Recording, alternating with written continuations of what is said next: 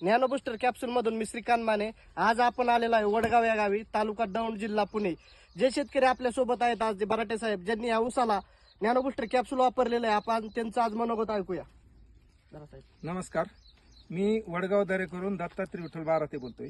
आतापर्यंत nano booster वापरल्यापासून मी तिरीचा खोडवा आहे. खोडवा मला कोणी राखा म्हणत होते की तुम्ही राखू नका, हा ऊस ती येणार नाही. 86-032 ऊस आहे. पण हे ऊस मी नॅनो बुस्टरच्या 2 फवारण्या आणि खालून जमिनीतून लिक्विड सोडल्यामुळे त्याला फक्त एकच मी रासायनिक खताचा डोस दिलाय आणि अंडा ताकाची एक फवारणी घेतली. त्याचा हा रिझल्ट आहे आजपर्यंत. आणि जर शेतकऱ्यांनी जर नॅनो बुस्टर वापरलं, ह्या ज्या तंत्रज्ञानानं जर शेती केली तर आपल्याला रासायनिक खतं कमी लागतात, जमिनीचा पोतही सुधारतोय आणि पिकंही भरघोस येते.